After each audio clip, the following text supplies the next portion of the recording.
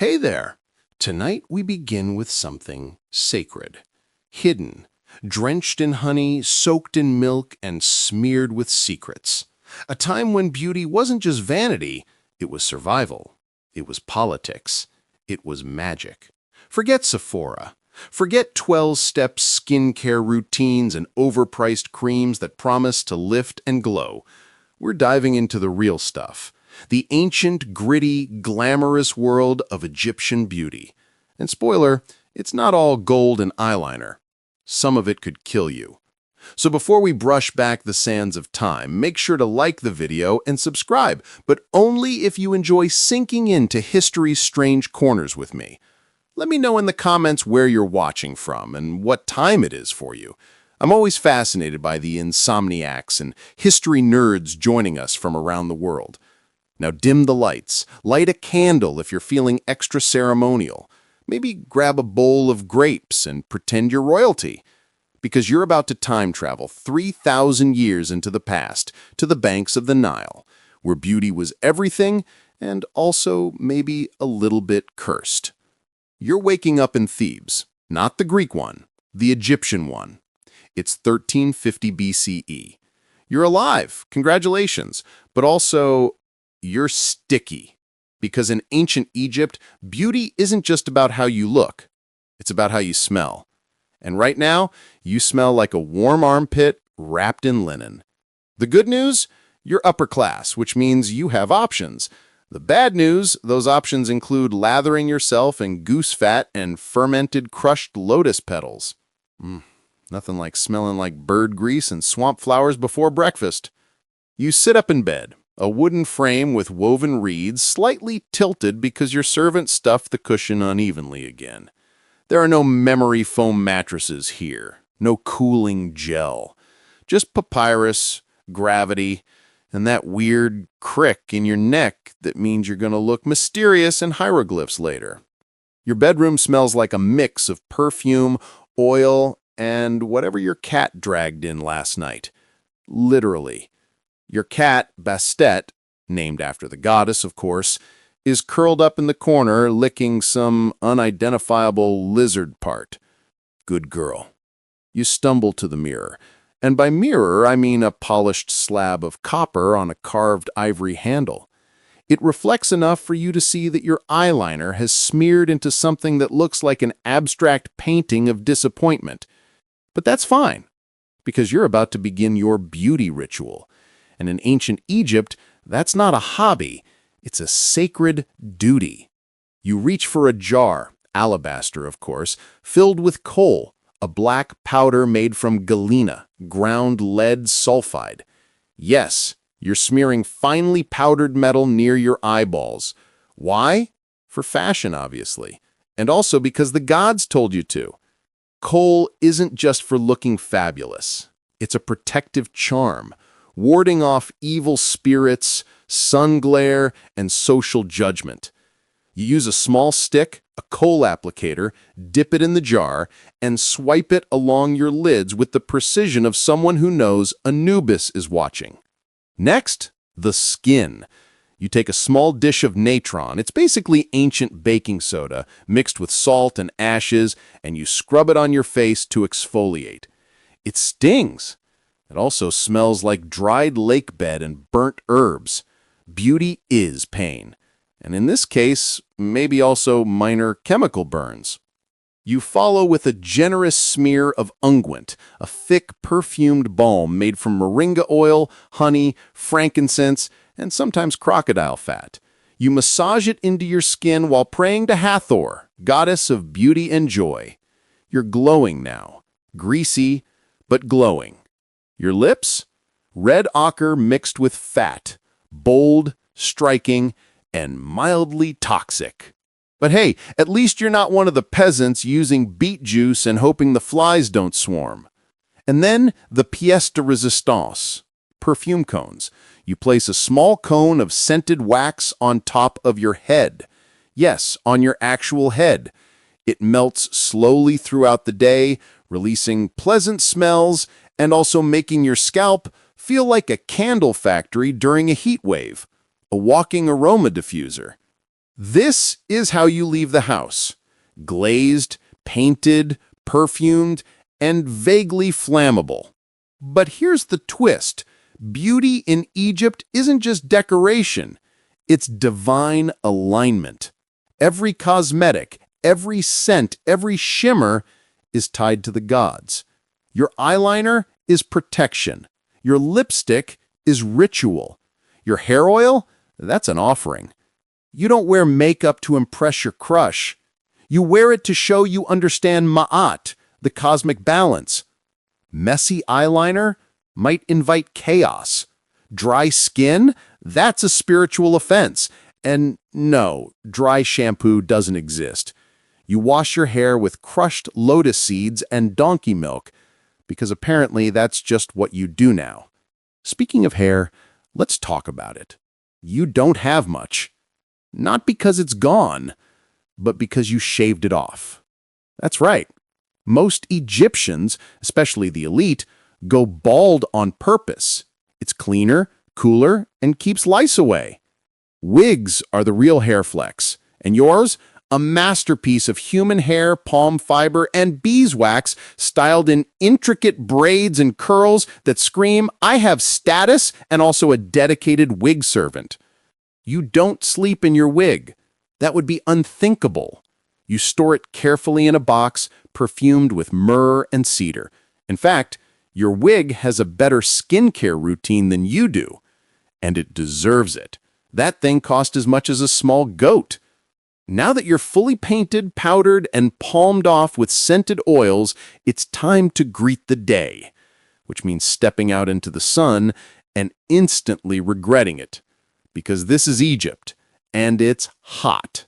Not, "Ooh, I'm sweating" hot. We're talking full, "I am the sun's personal enemy" hot. Your sandals melt a little on the sandstone, your perfume cone begins its slow descent into goo, and your kohl starts running down your cheeks like sacred mascara tears. But it's okay, because in Egypt, sweat is expected. You just reapply, over and over again. And it's not just women doing this. Men too. Pharaohs, priests, scribes, they all participate in the grand cosmetic opera. Ramses the Great wore more makeup than a modern drag queen. And Cleopatra? Her beauty arsenal was a full-blown laboratory. We'll get to her later. For now, let's head to the market. You need more resin and maybe some crushed beetle shells, because apparently that's a normal thing to smear on your cheeks. You're at the marketplace now. Not the sanitized kind with polite apricot samples and gentle folk music playing in the background. No. This is the Theban's Bazaar. It's loud, it smells like hot dates and goat breath, and someone is absolutely trying to overcharge you for powdered crocodile pancreas. The heat? Relentless. The air? Thick with incense and camel farts. But you walk with purpose. Or at least as much purpose as someone can manage while their wig is slowly slipping sideways. You need supplies, because in ancient Egypt, staying beautiful is a full-time job. And like all jobs, it requires tools, products, and the quiet financial devastation of buying imported myrrh from Nubia. First stop, the pigment stall. The vendor greets you with a grin that says everything is cursed and none of it's refundable. He offers you a tray of powders in little stone jars. Red ochre, ground malachite, blue azurite, all of it dazzling. All of it mined by people who will absolutely get lung disease by age 12. You pick the malachite, crushed green stone for eyeshadow. Why green? Because the goddess Hathor wore green, and green symbolizes regeneration. It's also the exact color of Nile algae, but no one talks about that. You also grab some carmine, made from crushed cochineal beetles. That'll go on your cheeks. Yes, you are willingly smearing insects on your face, because beauty demands sacrifice. And sometimes that sacrifice is six-legged and squishy. Next stop, fragrance stall. Perfume isn't a luxury here. It's mandatory. You sniff a few options. Frankincense, lotus oil, and one mysterious bottle labeled only with a symbol that loosely translates to divine armpit. You go with kifi, a luxurious blend of honey, wine, raisins, myrrh, and mystery. It's aged like fine wine, stored in alabaster, and costs approximately as much as a small pyramid. But the scent, warm, spicy, borderline intoxicating. You dab it behind your ears, on your neck, and beneath your knees, because in Egypt, every nook gets perfumed. Even your pet cat gets a little dab. Bastet now smells like sexy raisins. You also pick up a fresh perfume cone, this one with blue lotus and cinnamon. It smells like seduction and slight eye-watering discomfort. Now to the final stop, the apothecary/witch/skin influencer. She's 65, tattooed, slightly terrifying, and definitely a priestess of something. She sells you a wrinkle cream made of goose fat, crushed pearls, and a suspiciously labeled ingredient called milk of Isis. You don't ask questions. She also offers a face mask made from sour milk and honey, ancient Egypt's version of a chemical peel. Slather it on, leave it for 10 minutes, and try not to inhale. The lactic acid exfoliates, the honey soothes, the smell is haunting. She hands you a final jar. It's labeled simply snake oil. You're not sure if it's literal. You're also not sure you care. You buy it. Because in Egypt, if it glistens, if it smells like gods, and if someone with eyeliner tells you it works, you slap it on your skin and hope for divine intervention. Beauty here is not subtle. It's not natural. It's not just drink more water and smile. No. It's labor. It's alchemy. It's ambition carved into the surface of your body.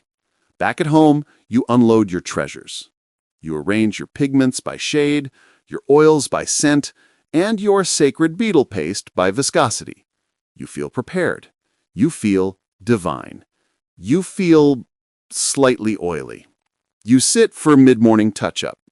Your servant applies a thin layer of powdered incense to your chest, not because it smells good, though it does, but because sweat is social death.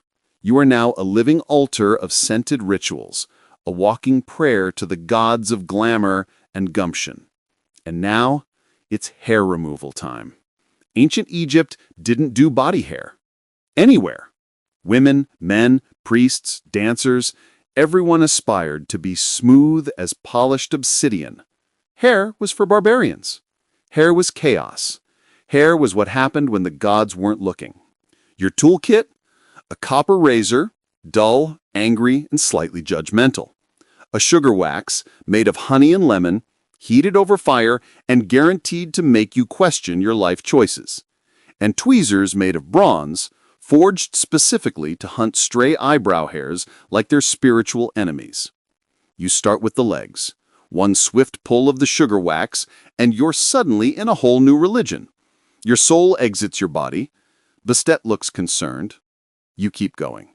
Arms, stomach, underarms, all gone. The face? You pluck every hair that isn't exactly where it should be. Symmetry is sacred. Eyebrows are power. You sculpt them into perfect arches, sharp enough to slice through gossip. And finally, the sacred place. Because yes, even there is waxed.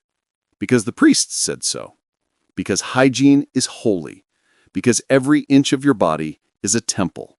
And temples don't grow weeds.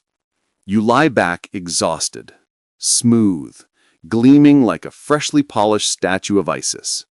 And just in time, because the afternoon sun is waning and the temple festival is tonight. You've been invited, not because you're royal, but because you look like someone the gods might notice. And in Egypt, that's everything. You slip into your best linen dress, semi-transparent because modesty hasn't been invented yet. You dust your collarbones with gold shimmer powder, made from crushed mica and ambition. You place your favorite wig on your head, the one with the lapis beads and slight scent of sandalwood. And around your neck, you fasten your amulet, shaped like an ankh, the symbol of life. Because beauty here isn't just about attraction. It's about protection, about magic, about aligning your body with eternity. You are now ready to be seen by mortals, by gods, and by that priest across the temple who has been staring at you since last festival. He's cute. His eyeliner is on point. Let the ritual begin. The temple looms ahead. Columns carved with lotus blossoms, walls coated in sun-baked limestone and divine gossip. Everything here is sacred, from the sandals brushing the floor to the incense curling toward the ceiling like a slow-motion spell. You step inside. The air shifts. Cooler, heavier, scented with frankincense, myrrh, and centuries of whispered offerings.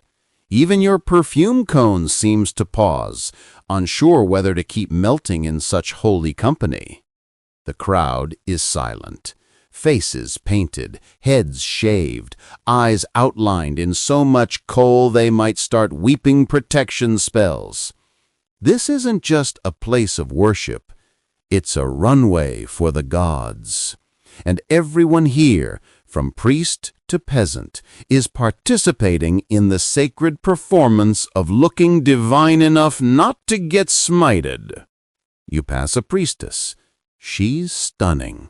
Her face is painted gold, literally. Gold dust mixed with gum arabic and applied to her cheeks like she's sun-kissed by Ra himself. Her eyebrows are thick and angled, designed to look like sacred falcon wings. Her lips are deep red, painted with carmine so intense you wonder how many beetles had to die for her smile. And on her arms? Henna, swirling sacred patterns drawn with fermented leaves and intention. Because in Egypt, even your temporary tattoos need to mean something. A spiral, symbol of eternity. A lotus, rebirth. An eye, protection from jealousy, curses, and poorly mixed eyeliner. You pass a priestess. She's stunning. Her face is painted gold, literally. Gold dust mixed with gum arabic and applied to her cheeks like she's sun-kissed by Ra himself. Her eyebrows are thick and angled, designed to look like sacred falcon wings. Her lips are deep red, painted with carmine so intense you wonder how many beetles had to die for her smile. You pass a priestess. She's stunning. Her face is painted gold, literally, and on her arms, henna, swirling sacred patterns drawn with fermented leaves and intention. Because in Egypt, even your temporary tattoos need to mean something.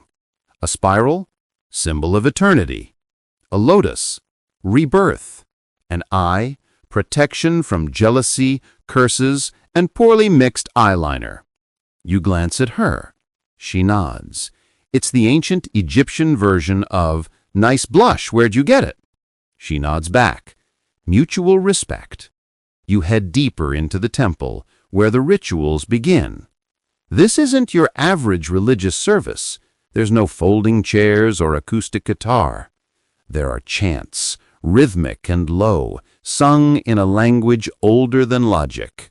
The priests move with mechanical grace, pouring libations, lighting incense, painting sacred oils onto statues like they're doing makeup for the divine. Because they are. The gods didn't just get their beauty, they had it maintained daily. Statues of Isis, Hathor, and Osiris are washed, anointed, dressed in linens, and perfumed as if they're real, because, in a way, they are. The ritual transforms stone into spirit. These idols get more pampering than most living humans, and that's the point. Physical beauty here is not shallow. It's spiritual upkeep. It's cosmological duty. You watch as a priestess applies unguent to the statue of Isis, whispering prayers with each stroke. Her cheeks gleam. Her lips are touched with red. Her headdress is brushed with crushed lapis. It's not vanity, it's order. Beauty isn't indulgence, It's cosmic alignment. And suddenly, your morning routine doesn't feel so vain anymore. It feels divine. But not all beauty here is public. In the shadows of the temple, deeper still, there are chambers. Rooms off limits to most. Hidden alcoves where secrets are whispered, not shouted. Where beauty blends with sorcery. These are the domains of the Sasset women. Temple scribes, herbalists, and possibly part-time necromancers. Their shelves are lined with scrolls, dried herbs, crushed minerals, and jars with labels like powder of starlight, blood of the date palm, elixir for eternal grace unverified. You spot one jar, lid sealed in wax, the label, Cleopatra's Salve, do not touch. You're not sure if it's the Cleopatra, but let's be honest, it probably is. These women don't just mix moisturizers. They brew potions for seduction, protection, fertility, and facelifting. Some of their recipes involve honey and cinnamon. Others involve cobra venom and the breath of a newt. Unclear whether that's poetic or literal. And yes, they're beautiful. But it's the kind of beauty that watches you back. Soft-spoken, strong-limbed, eyes lined so sharply they could carve reality. They don't smile, they assess. One of them offers you a salve, blue as twilight and twice as forbidden. For charm, she says, and influence. You ask, what's in it? She says, faith and a little crushed turquoise. You take it anyway, because in Egypt, saying no to a sacred beauty potion is probably a fast track to being reborn as a dung beetle. You slip out of the chamber and rejoin the festival, your pouch now heavier with secrets. Outside, the celebration is in full swing. Dancers twirl, hips sharp and rhythmic, feet bare and confident. Their skin gleams with oil and mica, reflecting torchlight like starlight incarnate. Their eyes, rimmed in black, flash like sacred geometry. Music pulses.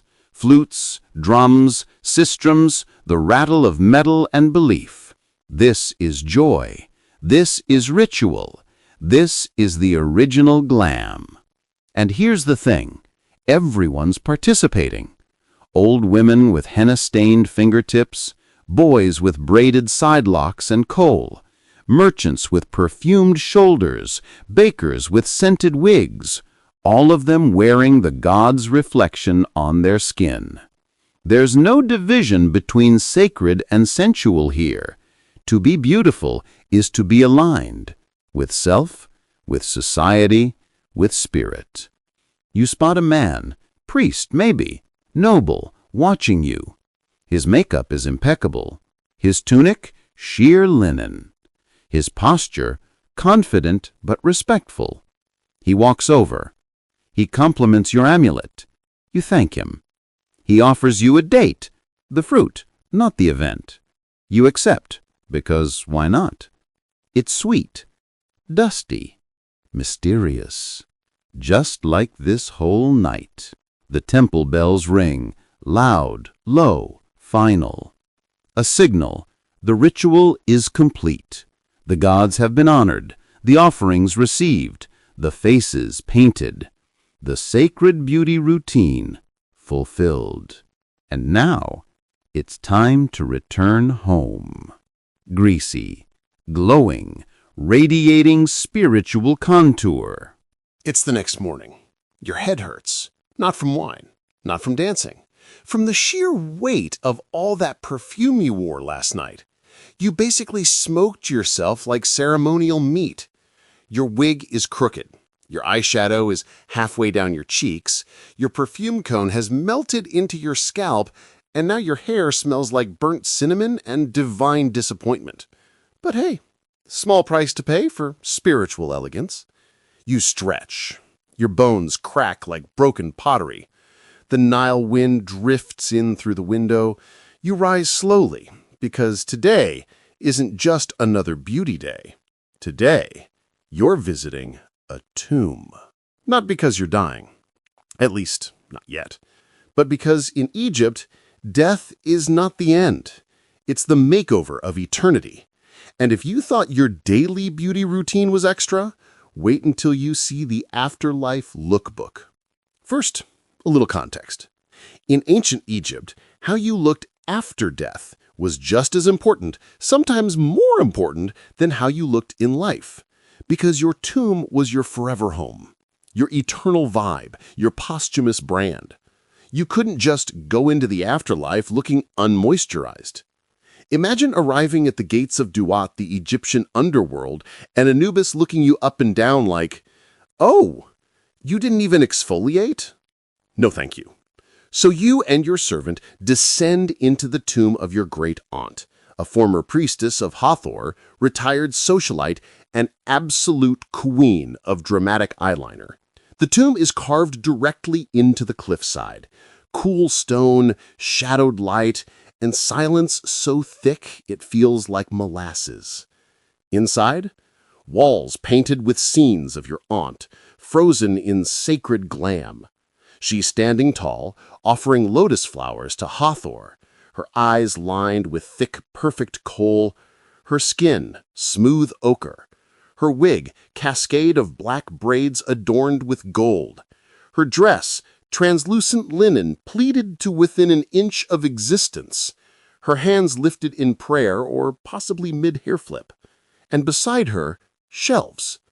Actual shelves filled with cosmetics. This isn't metaphor, this is literal. Buried with her are jars of kohl, sealed tight with beeswax. Linen-wrapped wigs perfumed with resin. Vessels of unguent, still faintly fragrant. Ivory combs worn smooth from use. Bronze razors because leg hair has no place in the afterlife. And a bronze mirror, still reflective even after 2,000 years. This wasn't a beauty stash. It was an afterlife survival kit. Because your soul still needed to recognize your body. Your body still needed to be worthy of Osiris's approval, and Osiris, let's be honest, that meant judges. Your aunt even has a small box labeled "Paint for Lips." The pigment is still red, still perfect, like she's just waiting for her reanimation appointment. You step further in, and then you see it. The death mask. Gold, smooth, sharp. The cheekbones of a goddess, the eyes rimmed in dark paint, eternal cat-eye, lips curved in serenity or maybe smugness, like she knows she's still the best-dressed person in this tomb and probably in the field of reeds too. Death masks weren't just tributes, they were spiritual facials, preserving the beauty of the deceased so their soul wouldn't get confused. A well-painted mask could mean the difference between paradise and wandering forever like an unmoisturized ghost. You stare at your aunt's face, lifeless but flawless, and wonder what your own mask will look like one day, and what shade of red you'll choose for your lips. Because, yes, that matters. You exit the tomb quietly, and something shifts in you. You thought beauty was about youth, about seduction, about being seen. But here, in this place of stone and silence, you realize beauty is memory. It's how you're honored. It's what survives. And now, you're thinking about mummification. Because if the tomb is your bedroom, the mummy is your outfit. And maybe it's custom tailored. Ancient embalmers didn't just preserve your body, they styled it. They anointed your skin with oils and resins. They packed your cheeks to maintain your youthful fullness. They applied makeup, yes, even post-mortem, to keep your features recognizable. Some royal mummies still had eyeliner, still had lip color. One royal mummy was even found with traces of henna on her nails. They didn't just wrap you up and toss you into a tomb, they gave you your last glam session. And speaking of the dead, Cleopatra. Let's go there. You've heard the myths. Milk baths, honey masks, eyeliner so sharp it could assassinate Caesar without a dagger. But Cleopatra wasn't just a beauty queen. She was a chemist. She wrote books, actual beauty manuals filled with recipes for hair dye, wrinkle creams, and aphrodisiacs. One involved crocodile dung, another called for vulture fat. And if that doesn't scream, "I'm committed to the bit," I don't know what does. Her beauty wasn't effortless. It was calculated, studied, curated for impact. Her eyeliner? Galena and malachite, the green and black cocktail of health, protection, and intimidation.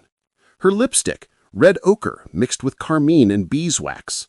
Her scent, likely Kiffy, aged, complex, and unforgettable.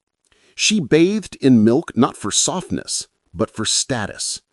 Donkey milk was expensive, hard to store, prone to spoilage, so bathing in it daily was like saying, "I have money, servants, and an excellent tolerance for sour dairy." Her looks weren't just seductive, they were strategic. And yet historians still reduce her to charming. No, Cleopatra didn't just wear eyeliner, she weaponized it. Because in Egypt, beauty was never passive. It was politics, it was legacy, it was power poured into a perfume bottle, applied with a bronze wand, and preserved for eternity in linen and gold. You're home again, sitting at your vanity, which is actually a low wooden box with a mirror polished to a blurry shimmer. Your eyeliner smudged, your coal stick worn to a stub. You sigh. Because here's the truth no one likes to admit. Even in ancient Egypt, the land of sacred beauty, divine makeup, and goddess-level glam, sometimes things go very, very wrong. Let's start with the skin. You know that smooth, golden glow everyone worships? The one that says, "sun-kissed by Ra and not a pore in sight"? Yeah, that came at a cost. Some skin creams used lead. Yes, lead. As in, definitely toxic. Please don't put this on your face. It gave a porcelain glow. It also slowly poisoned you. One wrong batch of imported galena, and congratulations, you are now the face of subtle organ failure. Lip color, gorgeous. But some formulas used mercury sulfide for extra brightness. Fun fact, mercury is highly toxic. But that didn't stop people from applying it directly to their mouth in the name of looking kissable for Osiris. Oh, and let's talk eye infections. Because applying crushed minerals and grease to your eyelids with a stick that hasn't been cleaned since Ramses was in preschool? Yeah, that's a recipe for conjunctivitis. But it was fashionable conjunctivitis, and that makes it okay. Probably. Now picture this. You're a high priest, or a nobleman, or even a farmer with a little coin, and you want to look good. No, you need to look good. Because in Egypt, beauty isn't gendered, it's universal. Men wore makeup, men shaved, men exfoliated, perfumed, plucked, waxed, dyed their beards, and applied unguents to their skin with religious fervor. Masculinity here isn't about rugged stubble and mud-stained sandals. It's about precision, symmetry, ceremony. The priests of Amun shaved their entire bodies, every inch, daily. They bathed before entering the temple, perfumed themselves with sacred oils, and wore eyeliners so thick they probably left trails of galena wherever they walked. Warriors? Same. They went into battle smelling like cedarwood and looking like runway models who just happened to carry bronze swords. Because the gods notice these things. So do your enemies. A well-groomed man isn't a soft man. He's a dangerous one. Because he knows exactly what he's doing and how to do it with style. Gender, optional. Even in tomb paintings, the line blurs. Men and women share the same idealized form, slim, elegant, with almond eyes and painted lips. Clothing varies, but the aesthetic goal remains the same: polished perfection. Even the gods, fluid, shifting, and fabulous. Some appear as men with female traits. Some switch entirely. Because in Egypt, divinity isn't boxed in by gender roles. It's expressed in balance, beauty, and power, however that looks. But back to beauty problems. What happens when you go too far? Say, your eyebrows are uneven. Disaster. In a society obsessed with symmetry, that's basically a spiritual crisis. Fortunately, you can fix it with tattooing. Yes, tattooing. They used small needles, soot-based ink, and lots of pain. For beauty, for magic, for keeping up with that neighbor who has the perfect falcon brow shape you just can't replicate. And if your teeth start to fall out, good luck. There's no toothbrush, no toothpaste, just the hope that chewing on mint twigs and rinsing with natron won't leave you with a mouth like a collapsed tomb entrance. Some wealthier Egyptians used powdered pumice to polish their teeth, which sounds fine until you remember that pumice is volcanic rock. You're basically sanding your teeth. Also, bad breath. It's considered not just gross, it's spiritually offensive. People chewed on frankincense, myrrh, or mint leaves to keep their breath acceptable to the gods and to each other. And then the surgeries. Not modern ones, ancient ones. If you had a cyst, a pimple, an infected cut from an overzealous eyebrow pluck, there were medical papyri, handwritten scrolls that suggested cutting it open, stuffing it with honey, and wrapping it in linen soaked in fig juice. Honey, to be fair, was antiseptic. Fig juice? Not so much. Cosmetic surgery wasn't common, but reconstruction after injury? Definitely. Broken nose? Reset with reeds and linen. Missing finger? Too bad. But they might carve you a fake one from wood. And moles? Unlucky. Some people tried to burn them off with hot stones. Others applied sour milk and salt and prayed it would just go away. Spoiler, it didn't. Sometimes all this beauty effort failed spectacularly. There are mummies who were buried mid-wig glue meltdown, others with eyeliner smudged so badly they look like raccoons who lost a bet. There's even evidence that one noblewoman was mummified with a bottle of perfume still clutched in her hand. A final act of hope or panic. But despite all the risks, the toxins, the plagues, the budget-wrecking jars of imported frankincense, they did it anyway. Because looking divine wasn't optional. It was survival. In a world ruled by gods, judged by symmetry, and obsessed with eternity, beauty was your armor, your passport, your offering. You couldn't afford to look like chaos, because chaos had a name, Set, and he wasn't invited to your makeup table. The sun is setting over the Nile. Again, same river, same breeze, but you're not the same. You've bathed in donkey milk, exfoliated with natron, perfumed your scalp with melting wax cones, and contoured your soul with crushed minerals and divine intention. And now, you're starting to understand. In ancient Egypt, beauty wasn't just surface. It wasn't aesthetic. It wasn't a 5-minute TikTok hack. It was cosmic alignment. The Egyptians didn't believe in being pretty for no reason. They believed in being polished, fragrant, symmetrical, smooth and glowing because that was the state of order, of Ma'at, the sacred balance between chaos and harmony. Your eyeliner wasn't decoration. It was protection from the sun, from spirits, from disease. Your lipstick wasn't flirtation. It was identity, power, ritual, magic. Your daily routine? That was your devotional practice.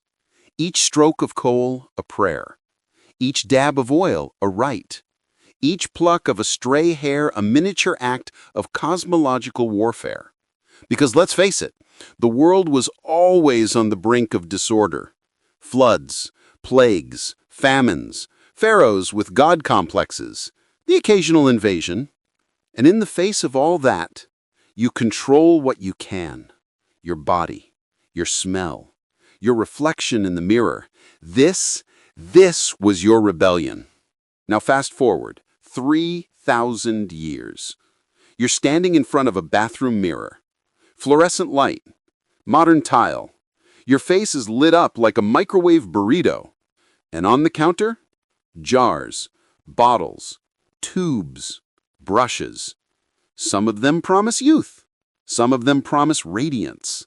Some of them promise absolutely nothing but still cost $80. And whether you realize it or not, they're descendants of Egypt. Your eyeliner? Still coal-inspired. Your perfume? Still drawing from ancient oils, frankincense, sandalwood, lotus. Your face mask? Probably has honey, or clay, or something Cleopatra once smeared on her neck during a diplomatic meeting. Your toothbrush? Okay, it's plastic. But the ancient Egyptians had chew sticks, and we're not that far off. Even the concept of a beauty routine, the idea that how you prepare yourself each day is sacred, transformative, essential, that came from them. But here's the twist. The ancient Egyptians didn't separate their body from their spirit. They didn't say, this is skincare, this is religion, this is vanity, this is virtue. They saw no line. They bathed not just to be clean, but to be holy. They perfumed themselves not just to smell good, but to be acceptable to the gods. They dyed their lips and painted their eyes because that made them complete. They were walking prayers. You're not so different. When you put on your going out look, when you line your eyes or braid your hair or wear that scent that makes you feel immortal, what are you doing? You're remembering. Somewhere in your DNA, deep in your memory, carved between pyramids and sandstorms, there's a whisper. Make yourself worthy of the gods. It doesn't matter if your gods are divine or digital or deeply personal. What matters is the ritual, the transformation, the intent. You smeared on the moisturizer. They smeared on unguent. You flick on your highlighter. They applied crushed mica. You scrolled TikTok for serum reviews. They consulted the temple scribes. You're doing the same thing, just in HD. And here's the final beauty secret. The ancient Egyptians weren't obsessed with youth, or perfection, or chasing unattainable standards. They were obsessed with continuity, with looking like themselves forever, with preserving the divine in the human. Their beauty secrets weren't hidden in vaults. They were buried with their owners, yes, but also painted on tomb walls, carved into scrolls, etched into time. They wanted you to remember. So the next time you dip your fingers into a jar of face cream, or draw a line across your eyelid, or inhale that scent that makes your whole day feel different, remember this. You're not just grooming, you're aligning. You're participating in one of the oldest human rituals there is. Older than fashion, older than vanity, older than kings. You're becoming sacred. You made it. You, time traveler, ritual practitioner, modern mystic with a beauty blender. Thank you for walking the sands with me. Through temples and tombs, perfume markets and coal-stained mirrors, through danger, devotion, and eyeliner that could kill a man from across a banquet hall. Before you go, don't forget to like the video, subscribe for more, and tell me in the comments, what's your beauty ritual? And if you had to face Anubis at the end of time, what one product are you bringing with you? I'll go first. My lip balm, obviously. See you in the next dream. And remember, in a world of chaos, beauty is balance. Sleep well, glowing one.